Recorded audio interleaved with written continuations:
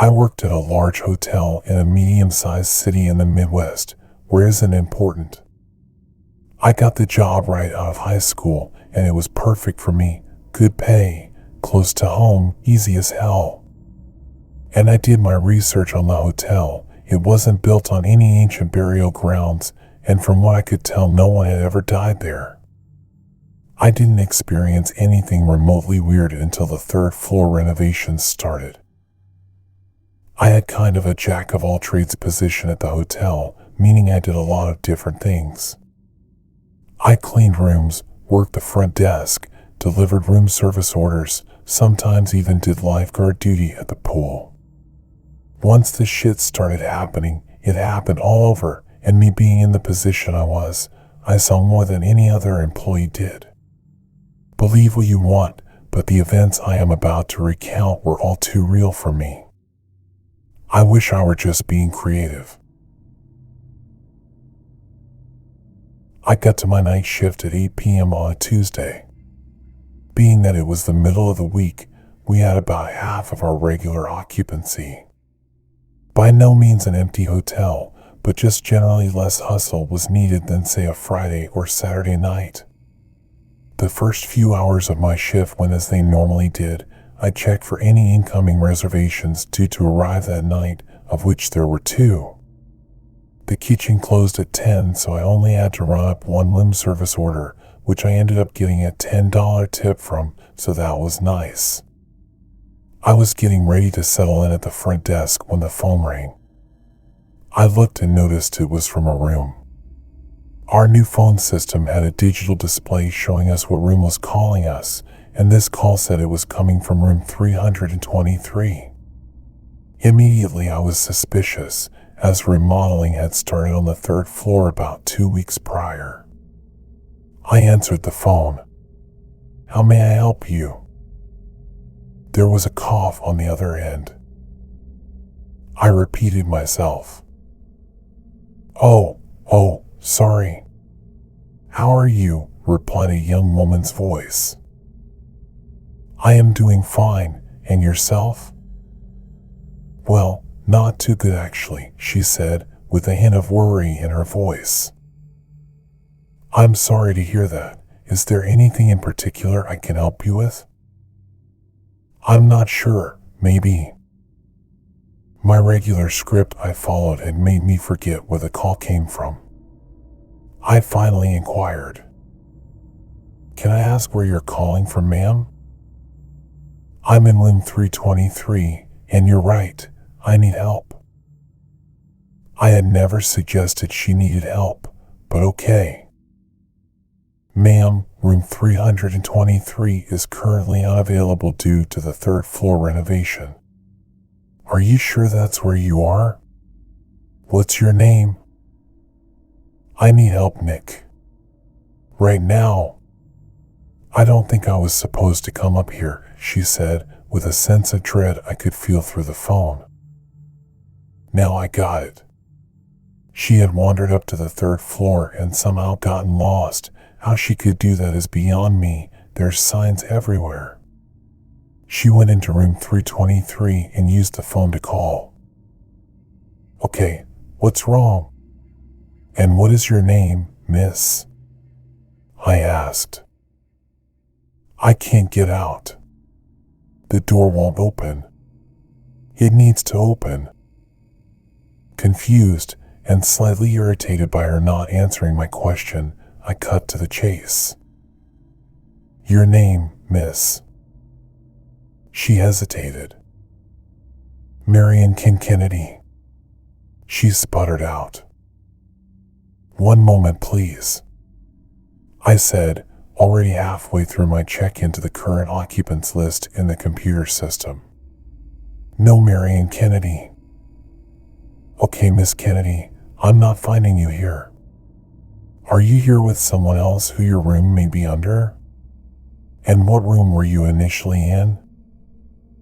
"I need help. Please come to room 323 and help me. Please," she said, noticeably more calm than before, almost as if she was annoyed to still be on the phone with me. Miss Ken is all I managed to get out before the line clicked and I realized I'd been hung up on. What the fuck? I muttered to myself. I set a "be back in 5" sign on the front counter and made my way up to the 3rd floor.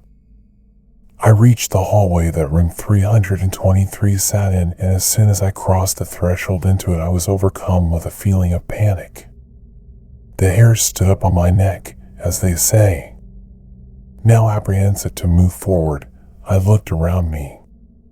There was equipment and materials strewn about, and a large sheet of plastic covering most of the wall and doors on the left-hand side. I could hear the faint sound of music coming from down the hall. Room 323 would be somewhere in the middle. I slowly made my way down the hall, illuminated by only 2 lights bulbs at each end, darkness meeting at the center of the hallway. As I got closer, the music got louder. It was 1920s style music, like it was being played on a phonograph. As I got closer to the darkness, I noticed a dark red light emanating from under one of the doors. I'm sure you can guess which one. I stood in front of room 323, essentially shaking due to the sense of uneasiness I had. I listened closely, trying to hear over the music for anything else. Mississippi. Miss Kennedy, I choked out from my dry throat. No response. Just as I was about to turn around and get away, I heard a voice from the other side. "Come on in," said a cheery, male voice. The calmness in his voice proved soothing, and I became ever so slightly more comfortable with the situation. Miss Kennedy called down to the front desk saying she needed help with something. "She's in the bathroom right now. Why don't you come on in here and we'll get to the bottom of it," the man said. I hesitated. "Come on in, boy, we don't bite," he said, and let out a small chuckle. He kept on chuckling as I used my master key to unlock the electric lock. I turned the knob slowly, still scared half to death. As I inched the door open, his chuckle turned into a full-blown maniacal laugh as the red light from the room began to flood into the darkness. Suddenly, the laughing and the music stopped as if it had all been one noise abruptly cut off. I will never forget the small moment of silence I stood in. It enveloped me in fear. I stood there motionless until I heard a faint whisper from not one, but 2 voices. Just a little bit further. That was it. I sprinted full speed down the hallway back the way I came, ran down the stairs, and back to the front desk. I immediately called the police. They got there and went up to check room 323 and found nothing but the renovation equipment related to the work being done in that room at the time. No music player, no people, and nothing that could have given off a red glow. On top of that, there was no evidence that anyone had been in there, workers included, in quite a while, as evidenced by a buildup of dust. And if that weren't enough, there was no phone in the room. They said to call back if I had any more trouble, and I apologized for wasting their time. They were cool cops though, told me their job was my safety, and reiterated to call them back if anything else weird went on. I walked them out the front doors of the hotel and walked back to the front desk. On it was a return envelope for room keys people give back at checkout, marked 323. On the back of the envelope was a short survey. They marked 1, poor, for each line and included a short note on the provided lines below. Maybe next time.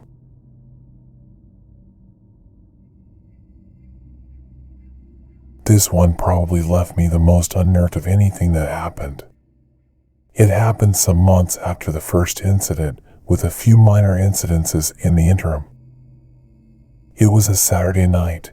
I remember this distinctly because the amount of incoming and outgoing guests we see on this particular night of the week is directly related to what happened. Me and another employee were working the front desk, taking the incoming reservations. There were people around the lobby chatting, either coming back from or on their way out to the next bar. It was about 1 a.m., so people realized they had an hour to do their livers as much damage as possible until they returned to the hotel for the night. I don't blame them for going elsewhere to drink since our bar is woefully overpriced. Even so, our bar was at about 75% capacity. Anyways, I got done with my guests at the desk and noticed there was no longer anyone waiting, as my coworker had just started taking care of another guest. I walked to the room behind the front desk to get something to drink and to check my phone out of the line of sight of the guests lingering in the lobby. We play music which is broadcast through speakers throughout the hotel, including the room I was in. It comes from a playlist on a computer whose only purpose is to fill the hallways and lobby with elevator music. Being that it came from the computer, I was slightly taken aback when static came through the speakers. I listened for a moment as a hint of white noise hissed through the speakers, then completely cut off. I checked the computer, which was working just fine, and showed the current song is playing as it should be. So I checked the cord which led to the receiver. All was fine there as well. I decided the problem was out of my control and ventured to return to the front desk. But as I opened the door, a sudden wave of deafening silence flooded over me. It actually startled me. I opened the door all the way and stopped dead in my tracks. I had been in the room for no longer than 20 seconds, and apparently, in that time, each and every of the probably 20 plus people in the lobby, including my coworker, had vanished. I felt a drip of cold sweat run down my back. I gazed across the lobby to the bar, only to find it deserted as well. All I could hear during this time was the sound of my own heart beating. There had to be some kind of rational explanation for this. I ventured out into the lobby, each step echoing through the high ceilings. I knocked on a random room door, got no response. Another, no response. Just for shits and giggles, I checked the second floor as well. I heard a door creak at the end of the hallway. I assumed it was open as I didn't hear it close. So I trudged down to the end of the hall, and as I got there, the door to room 202 clicked shut. I politely knocked on the door and got no response. I pounded on the door harder and yelled hello. Finally, I used my master key to unlock the door and burst in hindsight, probably not the smartest idea considering I had no idea what awaited me on the other side. I was met by nothing. The same ear-shattering silence as before continued to plague me. I checked the main room and the bathroom and found no one.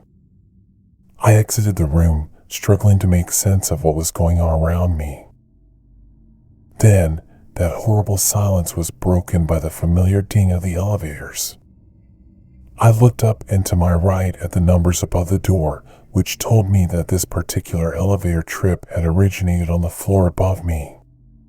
It was coming down, and once I noticed it go past the second floor, I rushed downstairs to try to meet whoever it was, to see if they had any idea of what the hell was going on. I made it to the first floor and waited a cautious distance from the elevator. For what felt like an eternity, I nervously tapped my foot on the ground. Then, the elevator door opened. There was nothing. No one was inside the elevator. This thoroughly scared the bejesus out of me, and I ran to the room behind the front desk. I gathered my belongings as quickly as I could and prepared to leave the hotel. I felt disoriented from the sheer silence that filled the walls I so desperately did not want to be trapped in. As soon as I turned the door handle to exit the room, a cascade of noise hit me like a ton of bricks. The music, the chatter of patrons in the lobby, my coworker's voice informing the guests he was helping about our breakfast hours. Everything was back to normal. It was as if what had just happened hadn't happened at all. I stood there, frozen, until my coworker turned to me. "You okay?" he said. I couldn't bring myself to speak. "Are you leaving or something?" he inquired, noticing my coat on my arm. His tone told me he was on the brink of annoyance, pending my answer to his question. I snapped out of it. No. I offered no real explanation before I turned around and went back into the room. I set my coat down, took a deep breath, and walked back out. I noticed a new guest had just entered the queue behind the ones my coworker was currently assisting. I pressed my shirt down and stepped up to the computer. "Welcome, I'm Nick. What can I do for you?"